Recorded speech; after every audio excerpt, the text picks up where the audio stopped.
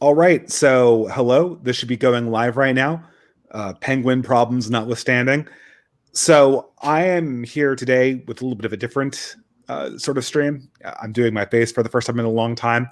But this year, 2022, we are trying to do more in real life events. And one of the events that we've been discussing for a very long time, or at least I've been discussing with a bunch of sort of allied people, was sort of doing an academic agent style conference. He's done a few of them in the UK. And a lot of people in his community were good enough to organize one in the United States, which I'll be attending. And unfortunately, I've been pretty busy the last few weeks or a month or so, and I don't have a lot of the details, but I brought on a lot of the people who are speaking at this event or tangentially connected to its organization. I think things are just kind of starting to come together, and I was just going to talk about what we had planned and maybe promote it, maybe a show. Everyone who they tell me all the time they want to do in real life stuff, and this seems like it's a really good opportunity. Like I said, I'll be there. But does anyone want to kind of give the basic facts? Clossington, you said you might be able to do that. And then we can kind of go from there discussing the general theme. I'll confess right away, I'm supposed to give a speech. I haven't written it yet. So this stream is as much for everyone else. It's for me so that I can figure out the general interest, like what people actually want to hear.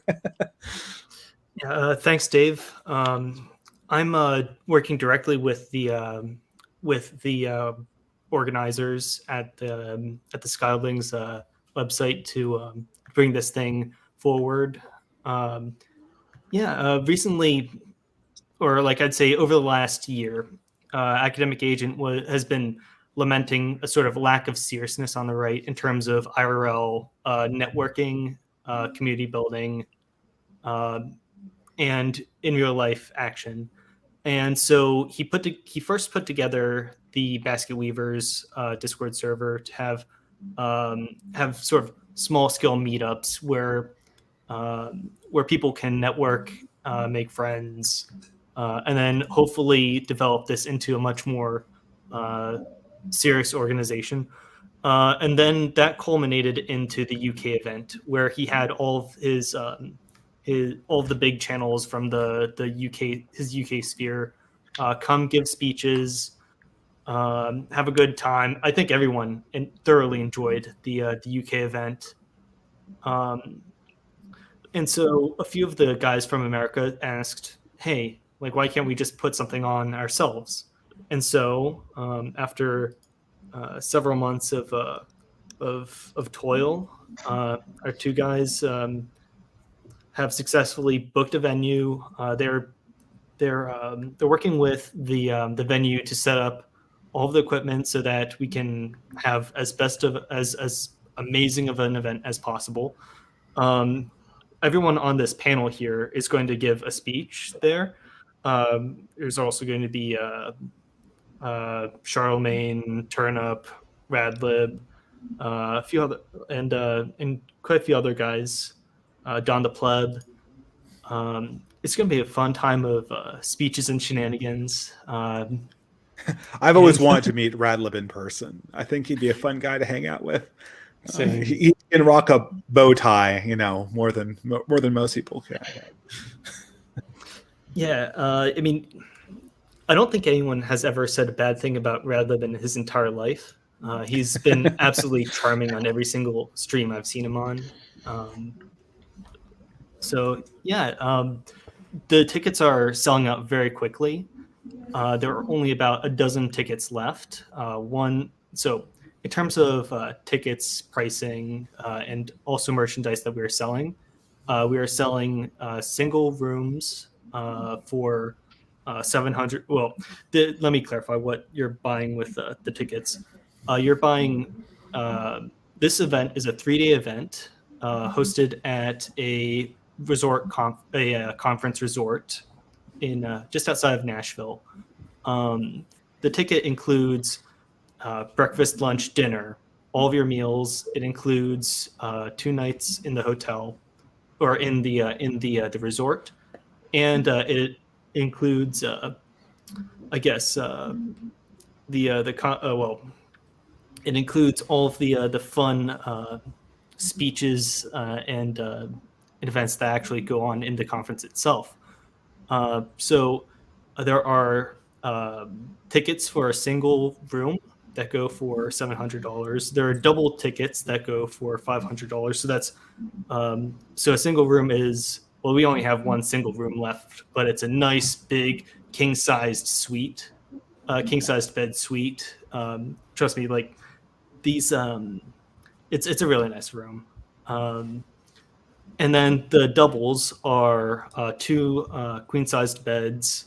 Find a friend for find a friend, save yourself a couple $100.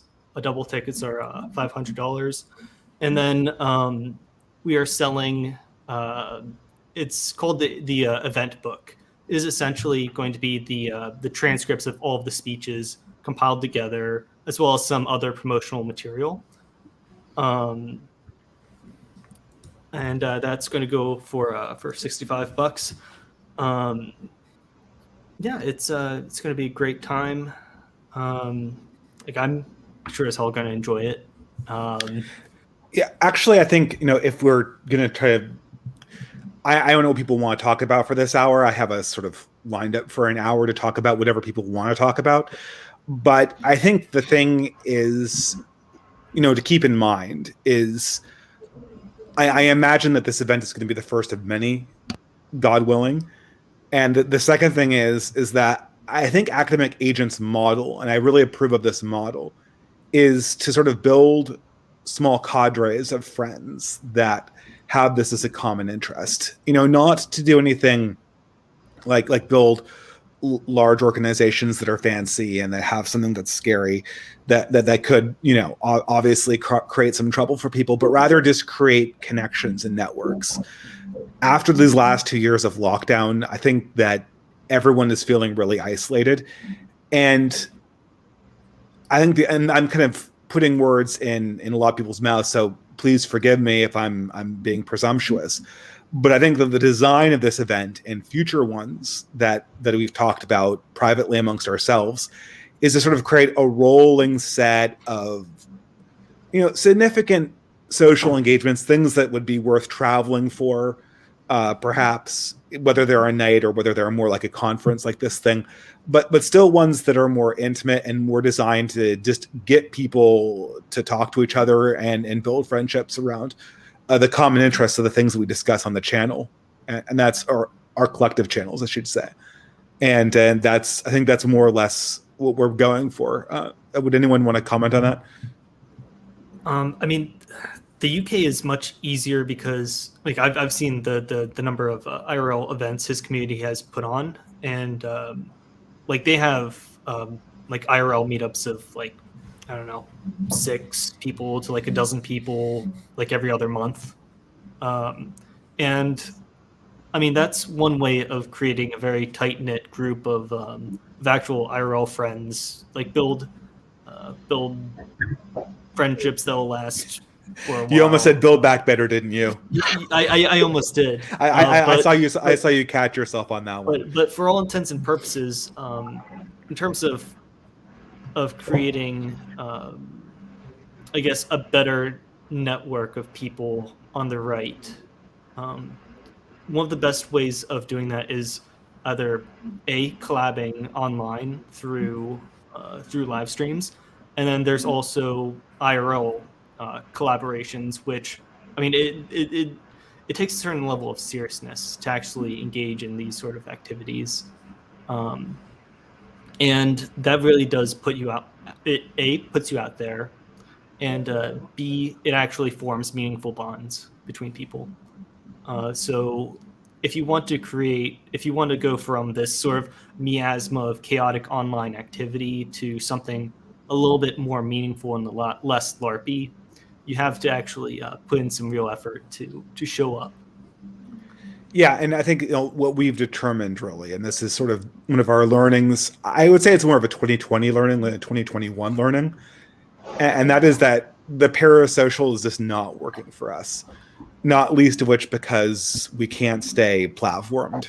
very consistently anywhere. I mean, people fall through the cracks. I don't think that my YouTube channel is imminently going to get banned, but that's always a possibility.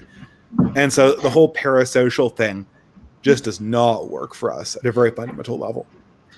Well, one way of getting around the very sort of myopic community building that used to exist, there used to be just, you're one guy on one social media site.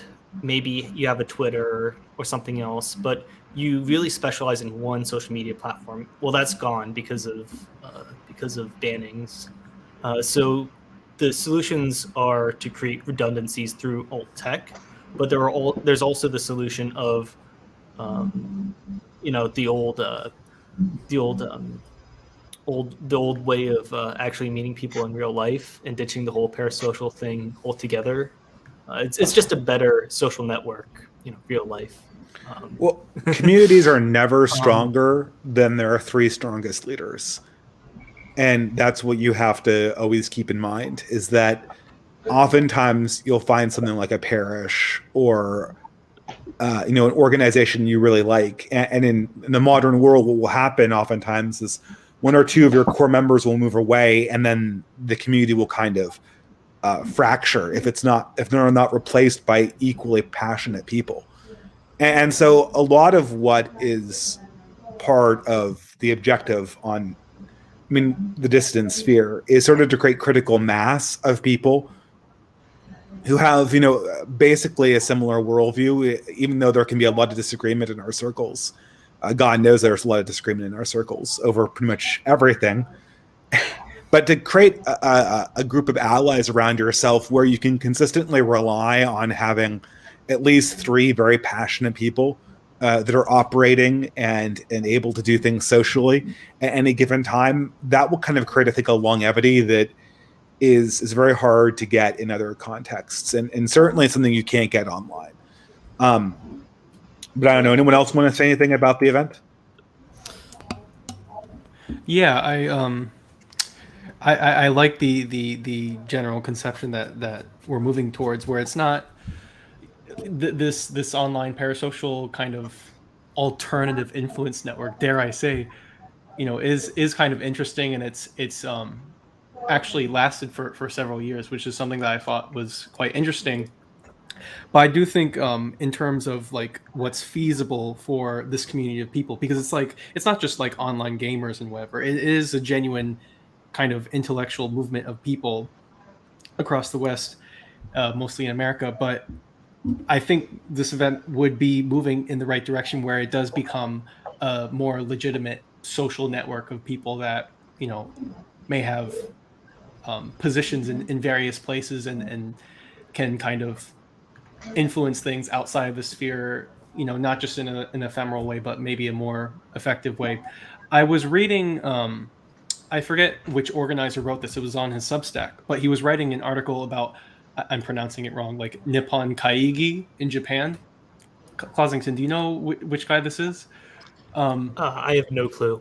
Okay, well, one of the organizers for the event, you can find on his Substack, he wrote an article about Nippon Kaigi, and Nippon Kaigi, totally butchering it, is this like Japanese like kind of neo-reactionary behind the scenes organization of people that have like yearly conferences. It's a formal organization, but they exert soft power influence on the general like political arena. Not saying we're like Nippon Kaigi, because Nippon Kaigi is like a kind of like social network of like elites, especially like the people that got ditched after World War II in Japan and everything. But nonetheless, it's kind of interesting to notice that where it is this kind of intellectual social elite network that actually does nudge things in the right direction. So I think just moving on that vector seems like it's something that's actually feasible, and it's not pie in the sky. And I think it's also just obviously the social remedy for the situation, like Dave was saying. Yeah. I might need to. Well, actually, no. I'll just leave it be. I don't know. I guess, people, we can talk about whatever we want to on this stream. Again, I bookmarked an entire hour. People are giving me shit for my bookcase that you see behind me, and I agree it's very disheveled. I was kind of planning on organizing it as part of a video. People had requested my bookshelf video for a while, so I've got like 3 or 4 bookshelves, and they all kind of are disorganized like this. So yeah, and so this is not a backdrop I did to look intelligent. Otherwise, I would have actually made sure that the books were stacked properly and not just stuck in random locations. But I mean, that being said, guys, does anyone want to talk about the theme of this particular conference and have any initial thoughts on it? The theme is strategies for navigating the ruins. And I think it's kind of, coincidentally, it's kind of timing, because I think a lot of us have been talking about mentorship or the Zoomer question, right? And I think that we sort of live in a very deracinated and atomized world, and creating connections, I think, is going to be really important, whether or not the content of the speeches are going to be on theme or not. I think the fact that we've talked about mentorship a lot, I think this gives us a nice opportunity to talk and facilitate those kinds of relationships, because you're right, Dave, the parasocial is just not working.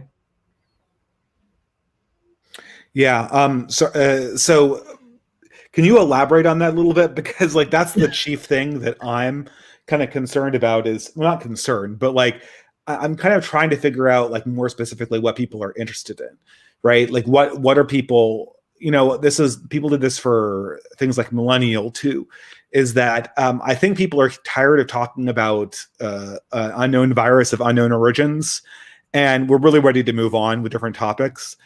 I know that, among my channel members, people always like me complaining about the left, which is always a popular thing. But then again, like that's also kind of overdone, right? So I think people, I'm kind of putting my feelers out at this stage to kind of like see what people actually want to hear. What feels relevant in 2022.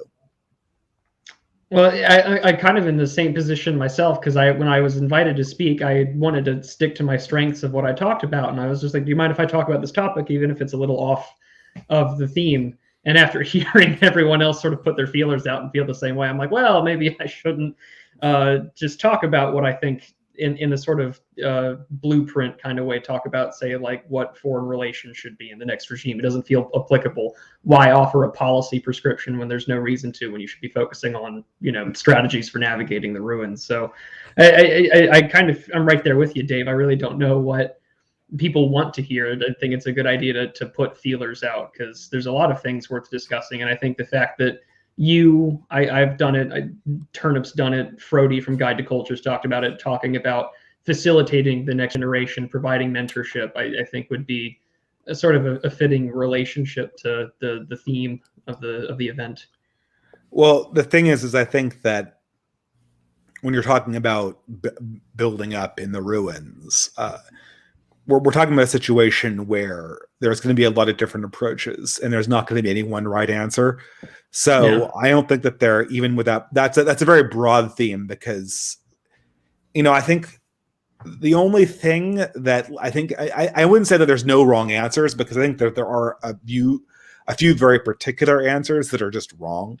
Like, we know these approaches just don't work. I'm not going to name names, but I talk a lot about these approaches on my channel. And but aside from that, like, I think it's just an open field. I think that there's a lot of opportunities that open up as the established order kind of collapses around or sort of our progressive worldview, our postmodern worldview is kind of going through a crisis at this stage. I think a lot of people are tired of it. And it's not just people on the right who are looking for something new. I think people on the left are as well. Or at least anyone who has a soul at this stage is looking for something that's new, because everything just kind of has this very soulless quality to it. I think the last 2 years have not helped that at all. In terms of what we can do immediately right here, right now, in the sort of YouTube sphere, I mean, everybody, or just about every one of the content creators I've come across has a sort of most of the people are agreeable enough to promote each other's content help each other out in terms of mentorship and advice, and in this sort of supportive network, something is starting to emerge, and the leaders have certain thought leaders like AA are starting to actually organize. I wouldn't say they're formal networks, but sort of informal, less parasocial and more actually social communities. And in this sort of network that's developing, it's based on pro-social behavior, which is why, when you see bad characters engaging in the sort of blood sports that happened ages ago, you want to distance yourself from that behavior and encourage more pro-social behavior. Like I remember, for instance, Prude over here was introduced to the AA network, and he's jumped in feet first, and has been welcomed into the fold for doing such great work on foreign news, foreign policy. 21st reaction: you may be settlers shill, but you're still a grade A member of this community to me. Paul Fahrenheit, I do not know you that well, but we shall see some good things from you in the future.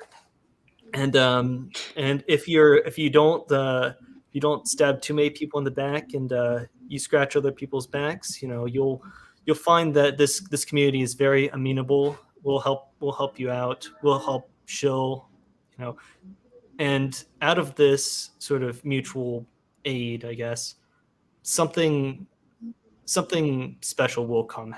Something will happen. Maybe not this year, maybe not next year, but it's the friends you form along the way. Even if we're all banned, we'll still have each other's. Well, if we're all banned, it literally will be the friends made along the way. I'm sure we'll have an existence on Odyssey or something like that afterwards, but honestly, I think Odyssey's gonna be. It seems like it's working out. Like Millennial's getting lots of views on his streams there. I don't have high hopes. Well, yeah, I feel like they're a little bit vulnerable, So actually, this ties into an article I wrote for Praxarchy recently. It was actually the last article I've written called "The Trap of Online Discourse." I think the last couple of years, with Parler, with Gab to a lesser extent, even though that's still up, with other sort of alternative media sites that basically exist entirely as a domain for our thing and members of our thing. I really don't think that's the way forward, simply by virtue of the nature of what the internet is, which is more or less pure chaos. And back in like the days before mass censorship began, one of the benefits of that chaos was, the pure innovation of it. Like, yeah, you had to sift through a lot of terrible posts and a lot of terrible comments, but you could find fantastic ideas under complete anonymity. Now with mass censorship, you have all of the chaos, but not the innovative ideas. So it's kind of going along with what's been said earlier by Clausington and by 21st Century Reaction. It really is imperative on us to stop being the online right and to just start being just the right again. I think it's going to be more basic than that. I think that we're just going to be the distant sphere of thought against the government. I think that, maybe people will call us right wing. Certainly, I think, certainly, I think that would characterize my own beliefs. But I think that the number of people who are going to be facing censorship for one idea or the other is going to be really, really big, and we're just going to have to create different communities for handling this stuff. And I think that communities that espouse right-wing beliefs are going to be fundamentally stronger, and that's what we're sort of building when we try these things. I tell everyone, we have to sort of keep a wide. We have to sort of we have to sort of give ourselves permission to be entrepreneurs, to try things, And I mean, I think that this event sounds like it's going to be a big success. So I'm really looking forward to it. Maybe next time we can choose a venue that's a little bit closer to one of the major population centers. Just saying. Yeah, you mean like Seattle? I didn't. I don't think anything's wrong with the South. Oh yeah, I love it. I love it. I mean, I'm not going to go on about that. The particular town is actually very nice when I've been there before. So, it's a nice place. I'll say that for sure. Is it in the mountains, Clossington? Is it scenic? Well, he's close enough to the mountains, I guess, but they're not very big mountains. It's okay. It's the Overlook Hotel, isn't it? No, okay. I mean, the venue for this event is actually it's actually a really swanky place. Like our event organizers spared no expense to get this really nice it's almost like a retreat that they almost entirely booked out for this event. But yeah, it's in the woods. It does overlook a very nice scenic view. It's not quite the Overlook Hotel. It's actually it looks rather cozy.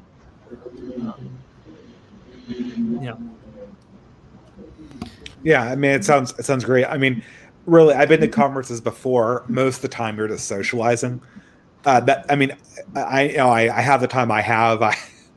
I hate to say this, but I work for a living, right? I'm not a professional blogger, so I have to kind of manage this against my time for my job and my family, right? But I intend to use as much time as possible when I'm not speaking, socializing and building connections. That's the utility for me, right? I'm not using this as a venue to shill my YouTube channel. My YouTube channel is probably about as big as it's going to be. Some radical change to the YouTube algorithm notwithstanding, but I mean, slow growth is a thing, right? Maybe I'll be around for a while, who knows? But, socializing is very important for me. And if you're in these conferences, that's what you do, right? And it's worthwhile too, because you end up coming back with a lot. Yeah, one of the event organizers says Rightwing Bohemian Grove. And without the child sacrifice. Yeah, and without the weird owl thing. Or what is it, the Hellfires Club? You remember that from the 18th century? Kind of like a Freemason copy. Yeah, it's more like Friend Mason. Oh, come on, we gotta sing at least one version of the Stonecutters song, right? Yeah, it's. Yeah, I'm sure they're unfortunately, I can't do as much networking and socializing as you guys. I gloriously volunteered for my sins to become the master of ceremonies, introducing y'all. Oh no! So it's good luck. The dreaded role. No, okay. So maybe it was geez, how long have I been in this community? So I remember joining the Deep Lore years ago, Academic Agents Discord. I was almost immediately kicked out because I angered AA somehow. Shocker. And he was gonna kick me out, but JG graciously saved me from AA's wrath. And ever since I've loyally. Oh shit! There's a train coming by. Ever since then, I've absolutely loved every single minute of hanging out in this community, and I feel like this is my way of giving back. Give a few days of volunteering to help make sure that my friends have as nice of a time as possible, and that's why I do this thing. By the way, I changed your name. I might forever refer to you as MC Clossington. Cool. You got to ride the title, man. It's the best part of the job. No, it's I don't want titles, but people I keep on either I volunteer for them or I keep on like getting them from other people. Like for some reason, like on Telegram, I keep on calling out like spam bots and then in chats, and then people make me mods of their Telegram chats for some reason. I don't know. I Is don't know that what your it work? is. You're like a full-time volunteer for everything. I mean, you've got to keep busy. You've got to keep sane somehow. Suffering from Um, success. Yeah, but in all seriousness, though, this is going to be a very fun event. Buy your tickets while you can. Like the tickets are running out very, very quickly. Find friends, like get those double rooms, or if you're feeling extra swanky, get the king size suite. Um, yeah, that's my shill.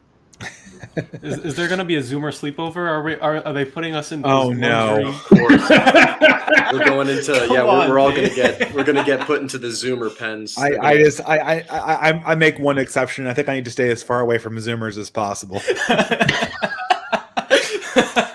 Wait, so If you have no living memory of September 11th, then I don't know, man. Oh man, I don't even want to say my experience of that. Okay. Relax. I obviously all content creators notwithstanding, obviously. I'm being No, antisocial here. You don't understand. You have to face the demons, man. You have to face the final boss, which is the Zoomer. The We're Zoomer. coming for you. I know how to So- defeat the Zoomer. I will become the Zoomer. Well, okay, so here's the big question: should we buy drinks for the Zoomers? Is that No. If the Um, Zoomers the are Zoomer 21, conventions. this isn't a problem. Are there 21-year-old Zoomers? Is that? Yeah, I guess the first ones are just starting to reach that age, right? Myself is one of them. Oh, okay, cool. Well, hey. Another thing that that a few people I will not name have brought up are like should Dave should we bring you in Nashville to a gun range? Sure. I've fired guns before. I've been out of practice for about a year, but you know. All right, Klaus, it's happening. Like Prude was on this particular chat, and we were betting as to whether or not you fired a gun in your whole life. I can't comment on my status as a owner or not owner, but that's to say I'm a little bit rusty. All right. Like this is just purely hypothetical, but I thought it was a nice image. Just dragging Dave to the middle of nowhere, like Tennessee, and then like get like a stereotypical like like shotgun and skeet shooter or skeet launcher, and then like a little bit of like moonshine or whatever. It'll chaos. It'll be fun. Are you allowed to shoot buckshot at skeet? That can be like, I don't know. I'm not going to comment. I'm going to display my lack of knowledge of gun laws. Well, That makes me think. Will there be vegan options at the conference? No, this is a good question. There's going to be the kosher meal and the vegan option, and then the Beyond Meat option. Those are your three options. Well, you're giving like Tennessee too little credit here. Like I think this is like the one place that is civilized enough not to include this Beyond Meat garbage. So I think you forget how much Nashville has changed the last like 8 years. Oh yeah, it's paused, man. Are they having the whole California effect? Because that's one of those destinations that Californians frequently say they're moving to. It's like Austin, and another very popular destination is Nashville. So I imagine that there will be a lot of my fellow expats from the Golden State there, but that's not a good thing. Yeah, many such cases. It's not a good thing. I'll just say it now. As the one person who can't drink anymore, I'll happily drive y'all around. Well, hey, since it seems like we're having a hard time figuring out what to talk about, or for the remaining 20 or so minutes, Anyone in the chat can feel free to reply me in the comments. I have the comments up here. If you have questions to any person on the panel or to me, or just you want to make fun of us, someone asked if Sam Hyde's going to be there, and I would like to think that Sam Hyde is going to come there. Now, I can't promise this, right? But I have this fantasy that he will arrive at the convention bearing an English accent, impersonating Academic Agent, and then he's going to give like a whole speech about Trumpton 2077 coming up.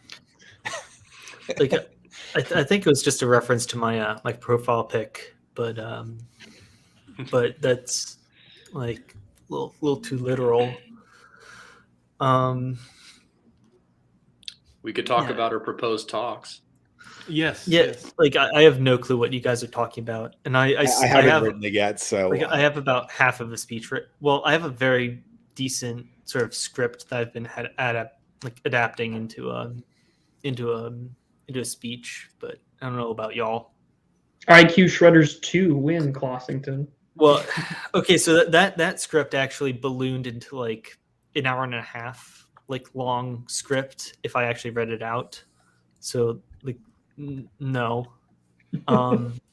Like I don't know if you guys have had this like sort of similar situation where like a project just kind of balloons and goes places you don't want it to go. Oh Or, no, like, that's never happened to me. Like it gets like too wordy, you know.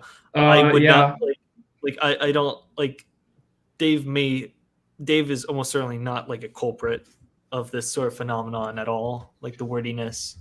But in order to alienate Dave more and more from the Zoomer, it's writing the speeches remind me of that SpongeBob episode where he procrastinates on the speech till midnight. It's what it feels like. It's yeah. Like it's not that like it's gonna be fine. Like Prude, your topic choice is gonna be fine. Like you're the foreign policy guy. Write what you know. What if the chat here has any ideas for what Dave should write about? Well, I guess I'd better start quickly here because I'm not going to comment. But how are we going to navigate the deadline. ruins, Dave? How are we going to navigate the ruins? We want answers. Read Walker Percy. He had a book about it, didn't he? Oh yeah. Yeah. But yeah, I my temptation always with these live streams is just to start talking about events in the news, which I probably shouldn't. But someone asks Michael, wait, is this actually for a panelist?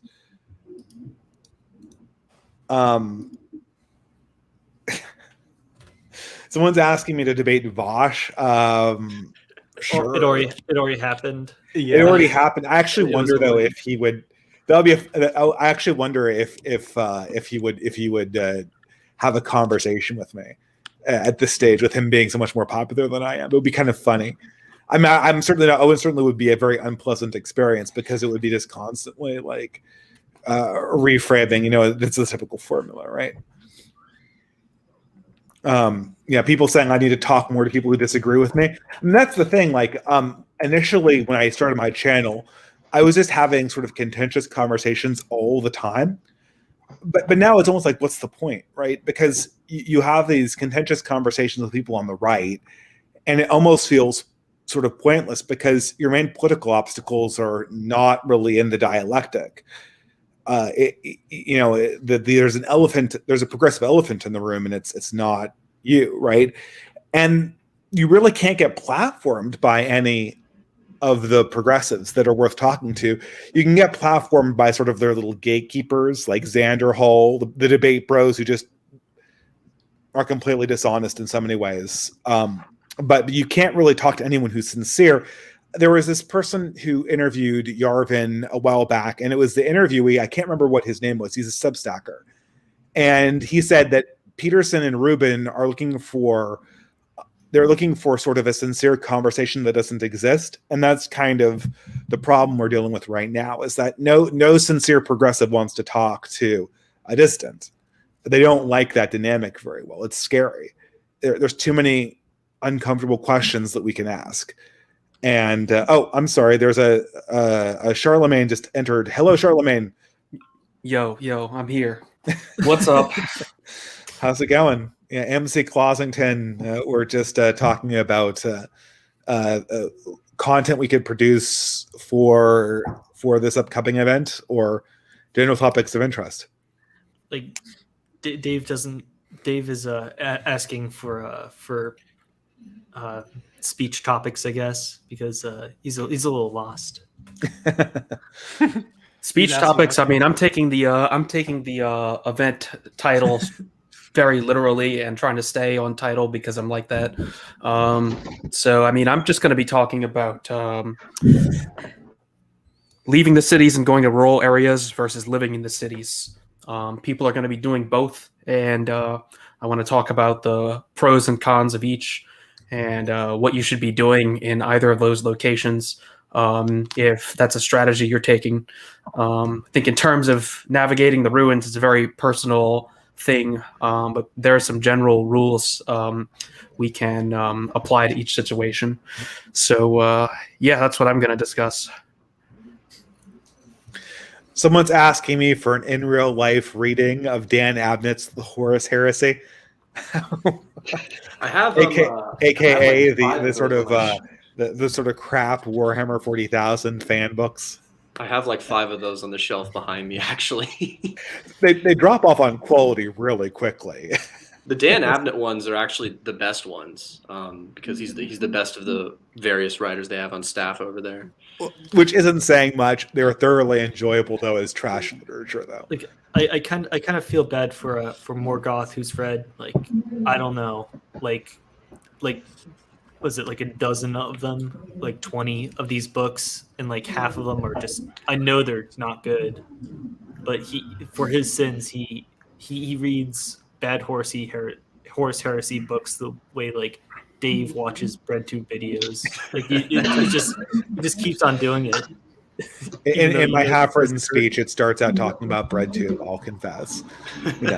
So someone's asking me, are we preemptively doxing ourselves? I mean, like, I've always, since the beginning of my channel, my face has been out there. And I do have, like, phony names that I use.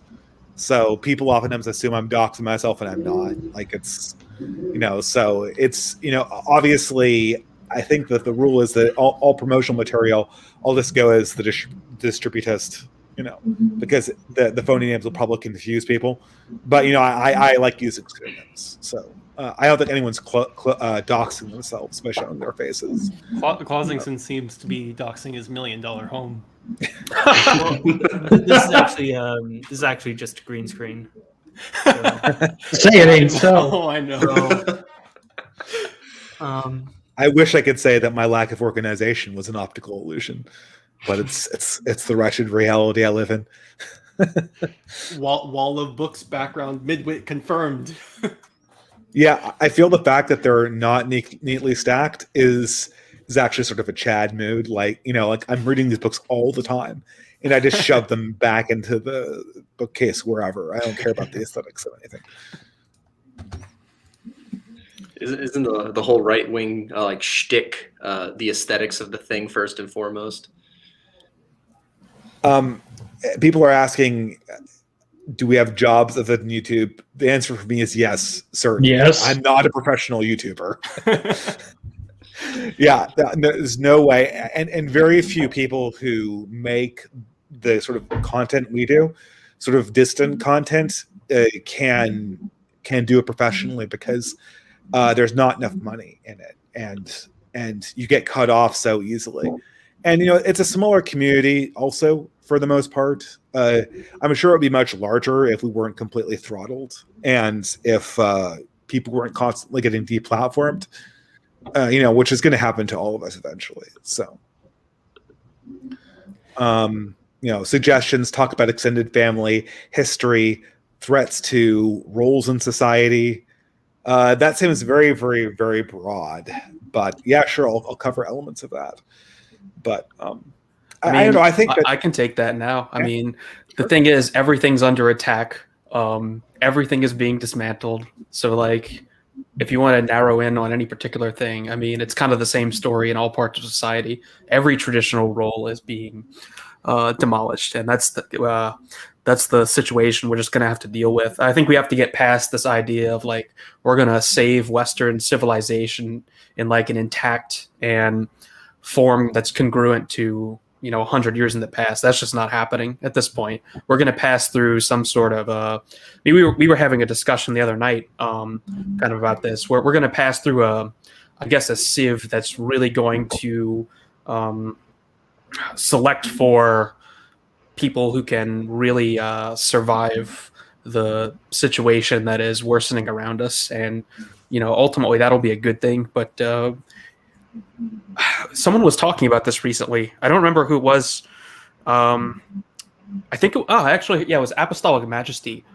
Strangely enough, was mentioning this. I don't remember if he mentioned it publicly, but it was on Millennial, I think. I mean, basically this attachment to institutions, right? Like a lot of people on the right are very attached to institutions, and that's just something we have to let go of as well. That's a problem like Roger Scruton has, right? You see it in Britain a lot, is loyalty to institutions for institution's sake, and we're just going to kind of have to get over it.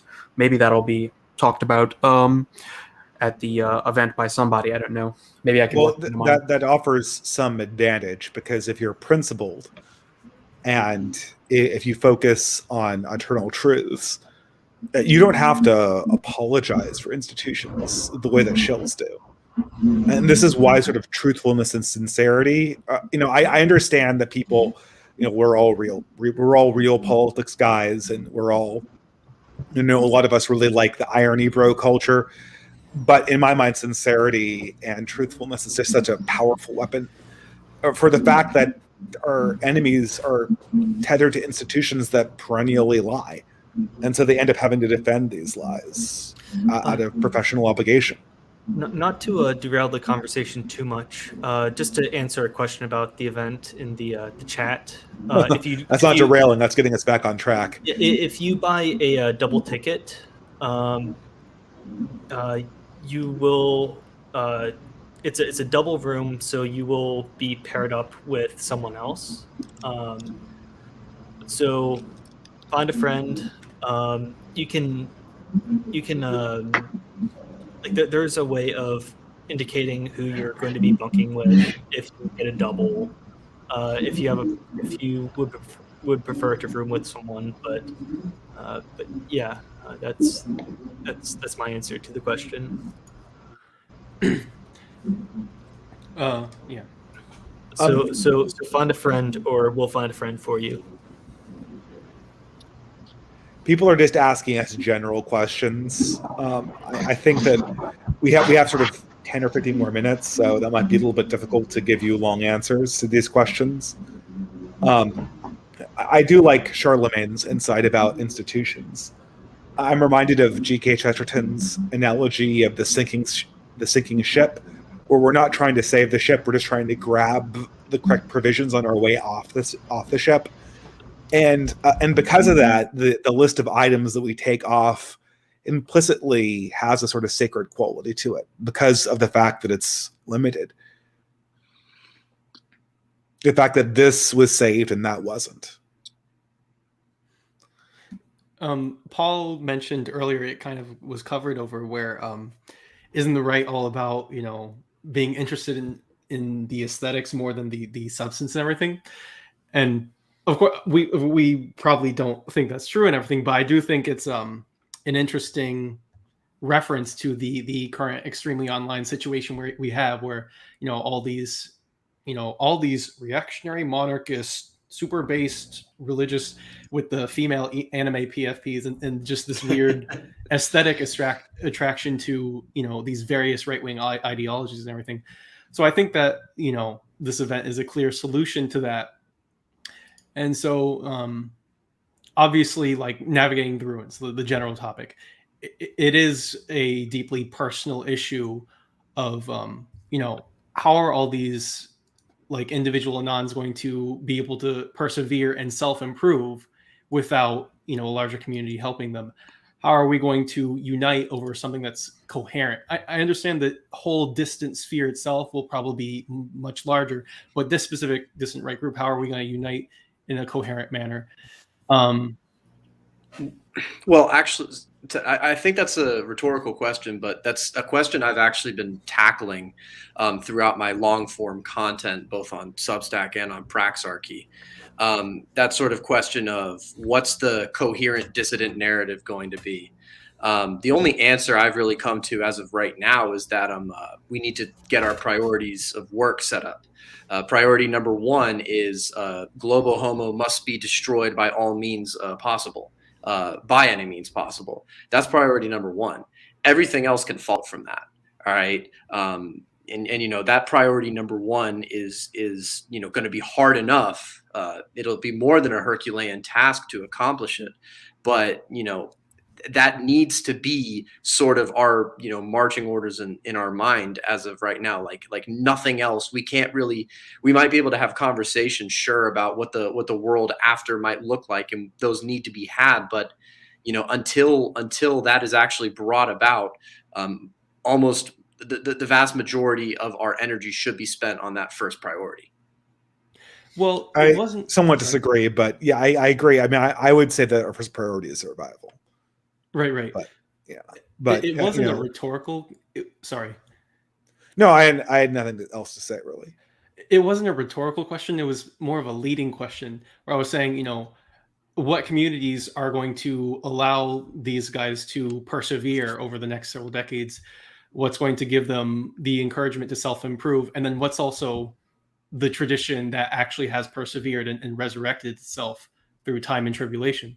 Well, my speech is just going to be very simple. It's just going to be an integralist speech about, I think a lot of these people need to unite under the fundamental religious issues that we have here. And so it's going to just be an explicitly pro-Christian speech. And I mean, obviously, seems like the solution to the antisocial, lack of tradition, lack of community problem is solved. But also at the same time, this is what I think would be true and is the genuine uniting factor that makes this possible. So that's my speech. My speech will be a little bit of augury, for lack of a better word. It will be, almost entirely around the Spengler/Yaki cycle, where we are in it, and what according to them is coming next, and other related topics. I've been consulting very heavily with Thomas 777 personally. For those who like him, I actually appeared as a guest on his podcast that we recorded last night and dropped this morning. But he will also very much have a mark on my talk that I give on Yaki. So that's kind of what I'm doing. Yeah, I enjoyed that podcast. I listened to it today. It was very good stuff. I recommend subscribing to Thomas 777's Substack and checking out the written content and the podcast. I have a feeling the podcasts are going to be cigar stream quality or better, based on what I've heard so far. Very much so. We have we also have several future podcasts planned with a variety of topics related to the ones we covered last night. So you're saying the Spengler-Saki cycle? Is that what you're saying? Yaki, Y-O-C-K-Y. Yeah. Well, wait. What about the Evonen cycle? Well, maybe that actually wouldn't work because we have another 10,000 years of Kali Yuga. So I actually see them. I don't see them as mutually exclusive. I see the former fitting into the latter. I see the Evola cycle. The Yuga cycle is a cycle of cycles. It is a circle of circles. All right. The Spengler is the smaller one. The Evola is the bigger one. And you could pretty much go that way almost ad infinitum. But that's kind of running a bit far afield. Well, we are a little far afield. I'm trying to figure out some way we could close this conversation out. So I'm just going to ask everyone what their hopes are for 2022 and what they hope to be talking about more in 2022. And we can do a roundtable on that, and maybe that will be a good way to close out this conversation or this IRL event show. Anyone want to start? Clausington? Anything you're particularly interested in 2022 or looking forward to talking about, not just at this conference, but generally? Well, more generally, in 2022, the COOF is going to die out, and there is going to be some sort of new, like, big issue that is going to hog our feeds. And I'm not sure what it is, but when it does come around, all I know is that we need to show a much more sort of unified face in terms of how we respond to the latest hot button issues, because the COOF revealed some very fundamental fractures in terms of how to deal with I mean, you could call it the cathedral, you could call it just whatever the sort of consensus reality of the sort of technocracy is.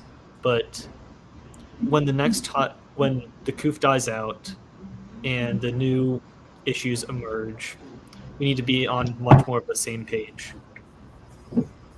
Yeah, I agree. I think we get caught up too much in the details oftentimes.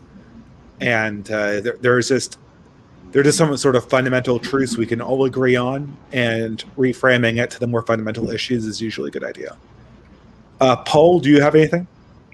Yeah, for 2022, I just hope that we start focusing more on just building real life things. I wrote an article about parallelism and some examples of that. One of my big ideas is the idea of right-wing hostels, the idea of people who are, like-minded to our thing, being willing and able to open their homes and get in a community and give a place for them, like-minded people to sort of set themselves up, so we can all not only just build communities but build friendships like that. So things related to that sort of idea, real life stuff, is what I'm hoping for in 2022. Yeah, that's a good idea.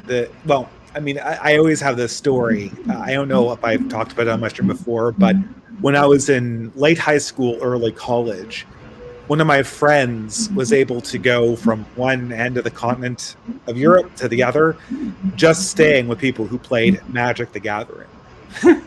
Right? Because it was like a tight-knit community of people who were really into this game, right? It's kind of nerdy card game. And I thought to myself, like, how many religions could you do that with?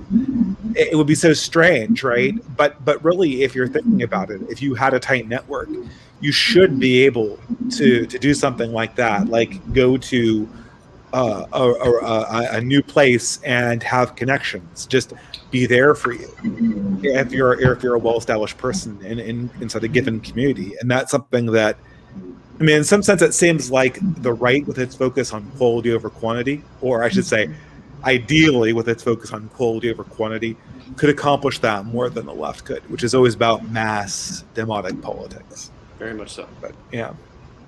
Charlemagne? I mean, my goals for 2022 are very personal because, as I've been talking about, me and my friends, we just bought a couple dozen acres of undeveloped land in Montana, and we have to turn that into something livable before it gets cold in October. And I'm going to try and employ a strategy that I'm going to talk about in my speech there. One of my goals is to meet everyone in the community and establish relationships that I don't have here on a first name basis, and see if I can do anything of value in this place. And maybe if we do this event or something like it yearly, maybe next time I can talk about how that's going. So I want to try and put into practice on what we talked about, and try and establish a real community with people, and get out of the suburban pod, basically. So yep. I mean, 2022 is going to be the year where we rebuild our social lives or lose them forever. Right? Yep. I'm not saying you have to completely rebuild it, but that plan's got to be kind of coming into focus a little bit, because I think if sort of Mark Zuckerberg had his druthers, we would all just completely be atomized people, ready for the metaverse, at a click of a button. So oh, man. Everyone has to be thinking of that in some way. Like, how are you going to start rebuilding your community, both maybe locally in a non-political sense, but also politically?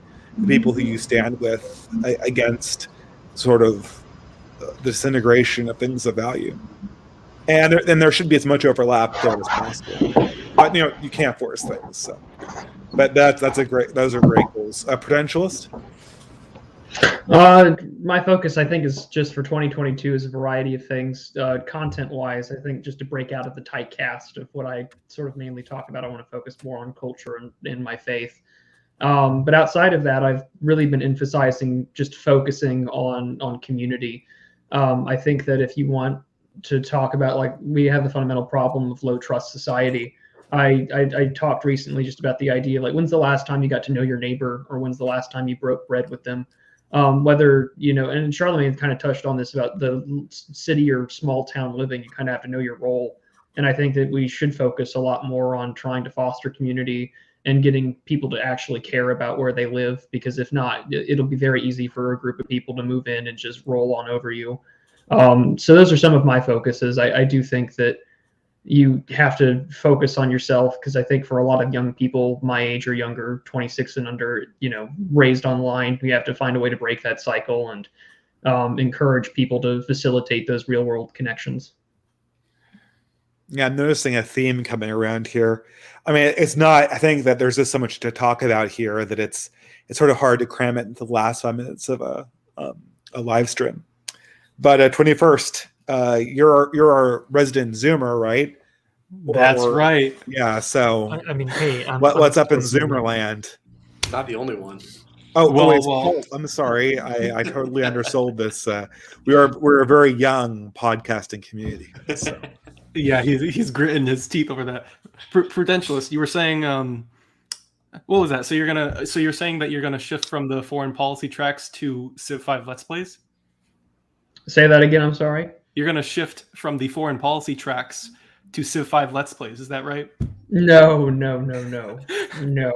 Maybe more fishing and reading of the Philokalia than, say, Civ 5 Let's Plays. Yeah, so you could be like Franklin and do in real life Farmville. So yeah, I'll give a Zoomer answer. Other than what you guys obviously said, community. Along the lines of, he was saying where you could piggyback from house to house. That would be a great network. What I would want to see in that network over the next year is forming one that's strong enough where, if a brother or a guy had a serious issue, they'd be able to call the next person, and in some way that other person would be able to help, them. Obviously not over immense distances, but the next person peer to peer. I think that would be cool. But the specific Zoomer part of that, obviously, we've been Doomer posting about the Zoomers, but there is a little white pill at the center in that there are lots of these young guys. A lot of them are Chads. We might call them groypers and everything, but a lot of these young guys that are like getting indoctrinated into far right ideologies, they are literally, going to church, and they're getting Christ filled, and it's just great. So I would say that's a genuine trend that I've actually noticed, and it's amazing. But I think the general goal was that, maybe, I like how simple the groypers have it, where it's these young rabble-rousing guys screaming Christ is King, and saying a lot of that stuff. I think the more intellectual sphere, which is what this side is, I think it can get more Christ build. Honestly, in my sniper scope, I have AA as the target. Let's Christ build by 2022. I'm going to stop you there, because that's sort of my goal. 2022 is to try to rebuild a religious community, both online and in real life, and kind of break down the boundaries there a little bit. I want to meet more people like Lambda who have this passion for the spiritual. And it's never really been my thing in particular on this channel. Mine's been more about metapolitics, but I think that needs to become something that I explore in my personal interactions. And even if we're on this channel talking about what I usually talk about, the subtext has to be, this is a community that has a spiritual background.